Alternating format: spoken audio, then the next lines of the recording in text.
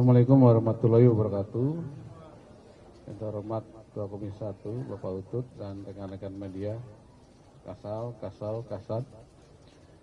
Salah satu yang dibahas tadi adalah peledakan di Garut, di mana sudah saya sampaikan bahwa prosedur untuk peledakan sudah dilaksanakan sesuai dengan SOP, mulai dari satuan pemakai, munisi yang sudah expire yang harus didisposal itu dari satuan pemakai ke slok Kodam, kemudian dari slok Kodam dilaporkan kepada slok Angkatan Darat, kemudian dari slok Angkatan Darat ke slok TNI dan ke Kemhan, kemudian selanjutnya apabila prosedur sudah sampai Kemhan, maka dari Kemhan akan ke slok TNI dan sampai ke satuan Gupusmu, yang satuan yang ditugaskan untuk meledakkan munisi kaliber besar dan kecil dan detonator yang sudah expired diledakkan di suatu tempat yang sudah disiapkan. Kemudian juga biasanya kalau munisi atau detonator yang sudah expired, dia itu sensitif terhadap gesekan, kemudian juga terhadap cahaya, sehingga memang sangat mudah untuk menimbulkan ledakan. Demikian. Pak, apakah nantinya akan ada penutupan ledak di TKP, Pak? Lalu sudah ada saksi yang diperiksa sudah berapa, dan apakah sudah ada tersangka dalam kasus ini, Pak? Sebenarnya memang tempatnya ini memang harus jauh dengan perkampungan masyarakat. Memang tempat itu sudah jauh sih dengan masyarakat, dengan kampung. Hanya memang yang tadi saya sampaikan, jadi munisi yang sudah expire itu memang mudah meledak, sehingga memang harus kehati-hatian, dan memang ini jadi masukan buat kita. SOP-nya nanti akan kita rubah supaya personil yang melaksanakan pemusnahan itu bisa aman. Kita koreksi ke dalam nanti. Mudah-mudahan ke depan tidak terjadi seperti itu lagi.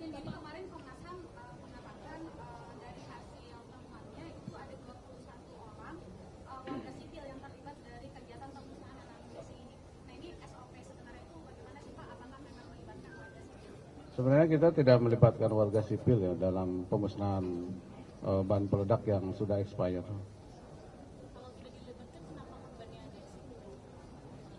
Sebenarnya masyarakat sipil itu tukang masak dan pegawai di situ. Iya, tukang pegawai di situ, tukang masak. Kemudian saya sampaikan bahwa hak-hak yang diberikan kepada korban, yang pertama santunan risiko kematian sejumlah 350 juta, kemudian juga ada nilai tunai tabungan asuransi, kemudian bantuan beasiswa 30 juta per 2 anak, kemudian gaji terusan 12 kali gaji pokok tetap, dan gaji pensiun 50% kali gaji pokok. Kemudian santunan kepada masyarakat juga sudah diberikan oleh Pangdam, Kasat, Panglima TNI, Menhan, dan Gubernur.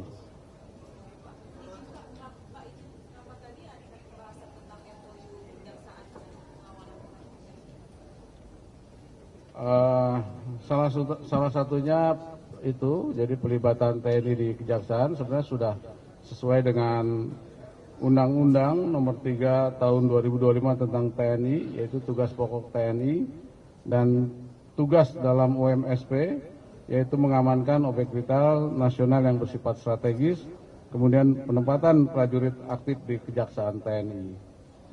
Kemudian juga ada nota kesepahaman TNI dengan Kejaksaan Nomor 4 Tahun 2023, yang isinya yaitu tentang pendidikan dan latihan, kemudian pertukaran informasi, kemudian penugasan prajurit TNI di lingkungan kejaksaan, kemudian penugasan jaksa sebagai supervisor di Otjen TNI, dan dukungan dan bantuan personil TNI, kemudian dukungan kepada TNI di bidang perdata dan TU, kemudian pemanfaatan sarana prasarana dan koordinasi teknis penyelidikan dan penuntutan serta penanganan perkara.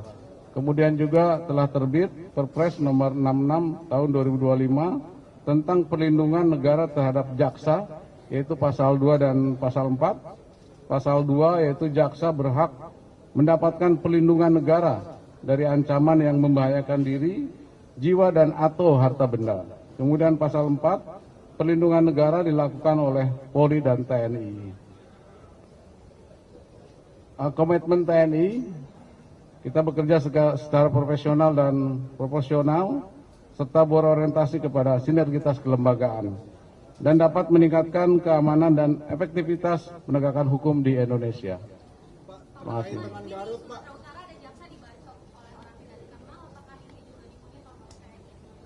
Ya, kita monitor. Ada laporan dari Pangdam kepada saya. Pak, terkait dengan Garut, Pak, ada temuan dari Komnas HAM, Pak. Terima kasih. Pak, terkait dengan Garut ada temuan dari Komnas HAM, itu penggunaan urea, Pak. Baik, Ibu Bapak, saudara-saudari sekalian yang memang nanti memerlukan, silahkan WA kepada Kapuspen Hankam ataupun Mabes TNI. Nanti ada LO yang mengatur sehingga bisa lebih mendalam. Dari saya itu dan Panglima juga mohon waktu. Iya, silakan.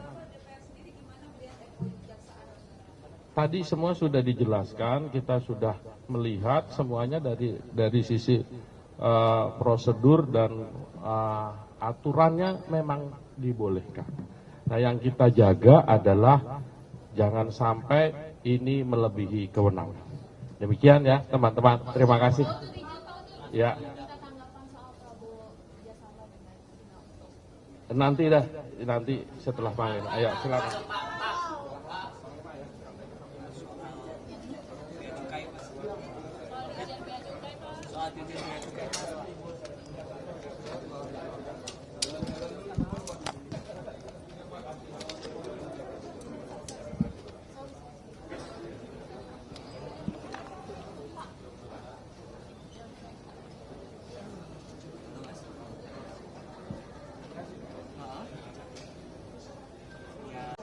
Kalau mau nanya silakan.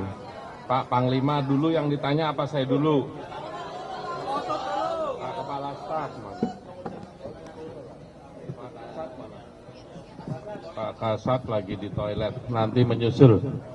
Ya, selamat sore teman-teman pers. Baru saja Komisi 1 rapat kerja dengan Panglima TNI dan para Kepala Staf. Hadir pula Pangkostrat, Irjen Mabes TNI, Kabais, dan para Asrenum dan para Asrena. Intinya tadi kami memang minta maaf harus tertutup karena isunya strategis. Itu pengantar dari saya. Yang paling penting Komisi 1 sepakat untuk TNI terus didukung dan penguatan dan ujung-ujungnya untuk mendukung pemerintahan Pak Prabowo. Pak Prabowo sebagai pemenang pemilu perlu didukung untuk mewujudkan cita-citanya. Itu poin yang paling penting dari rapat kerja tadi. Selanjutnya saya persilakan Panglima untuk menyampaikan.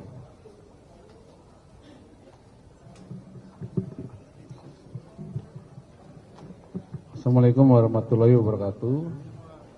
Yang terhormat Ketua Komisi 1, Bapak Utut, dan rekan-rekan media, Kasat.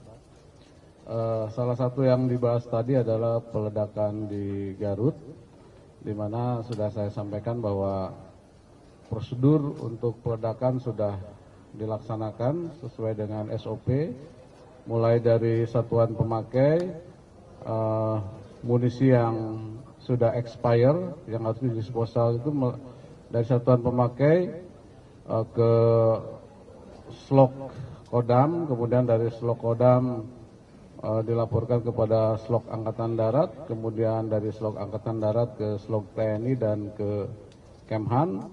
Kemudian selanjutnya apabila prosedur sudah sampai Kemhan, maka dari Kemhan akan ke Slok TNI dan sampai ke Satuan Gupusmu, yang satuan yang ditugaskan untuk meledakkan munisi kaliber besar dan kecil dan detonator yang sudah expired diledakkan di suatu tempat yang sudah disiapkan. Kemudian juga biasanya kalau munisi atau detonator yang sudah expired, dia itu sensitif ya, sensitif terhadap gesekan, kemudian juga terhadap cahaya, sehingga memang sangat mudah untuk menimbulkan ledakan. Demikian. Pak, apakah nantinya akan ada penutupan ledak di TKP, Pak? Lalu sudah ada saksi yang diperiksa sudah berapa, dan apakah sudah ada tersangka dalam kasus ini, Pak? Sebenarnya memang tempatnya ini memang harus jauh dengan perkampungan masyarakat. Memang tempat situ sudah jauh sih dengan masyarakat, dengan kampung.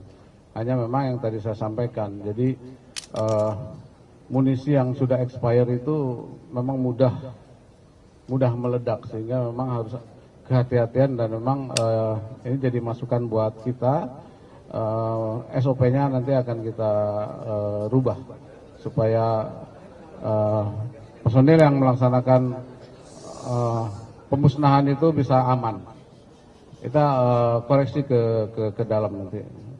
Mudah-mudahan ke depan tidak terjadi seperti itu lagi. Izin, jadi kemarin Komnas HAM mengatakan dari hasil temuannya itu ada 21 orang warga sipil yang terlibat dari kegiatan pemusnahan amunisi ini. Nah, ini SOP sebenarnya itu bagaimana sih, Pak? Apakah memang melibatkan warga sipil? Sebenarnya kita tidak melibatkan warga sipil ya dalam pemusnahan bahan peledak yang sudah expired. Sebenarnya masyarakat sipil itu tukang masak dan pegawai di situ. Iya, tukang pegawai di situ, tukang masak. Kemudian saya sampaikan bahwa hak-hak yang diberikan kepada korban, yang pertama santunan risiko kematian sejumlah 350 juta, kemudian juga ada nilai tunai tabungan asuransi, kemudian bantuan beasiswa 30 juta per 2 anak, kemudian gaji terusan 12 kali gaji pokok tetap, dan gaji pensiun 50% kali gaji pokok.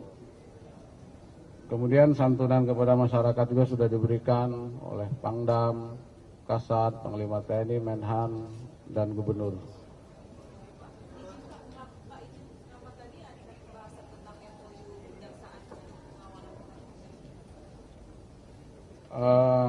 Salah satunya itu, jadi pelibatan TNI di Kejaksaan sebenarnya sudah sesuai dengan Undang-Undang Nomor 3 Tahun 2025 tentang TNI, yaitu tugas pokok TNI dan tugas dalam UMSP, yaitu mengamankan objek vital nasional yang bersifat strategis, kemudian penempatan prajurit aktif di Kejaksaan TNI.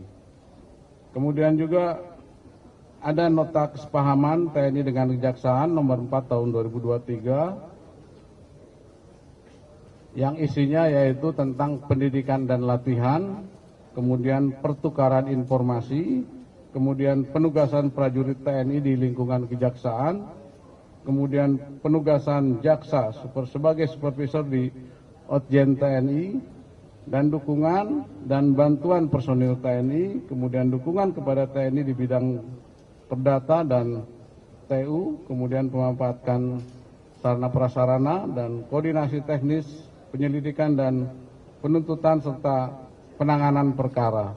Kemudian juga telah terbit Perpres nomor 66 tahun 2025 tentang perlindungan negara terhadap jaksa, yaitu pasal 2 dan pasal 4. Pasal 2 yaitu jaksa berhak mendapatkan pelindungan negara dari ancaman yang membahayakan diri, jiwa dan atau harta benda. Kemudian pasal 4, perlindungan negara dilakukan oleh Polri dan TNI. Komitmen TNI, kita bekerja secara profesional dan proporsional, serta berorientasi kepada sinergitas kelembagaan, dan dapat meningkatkan keamanan dan efektivitas penegakan hukum di Indonesia.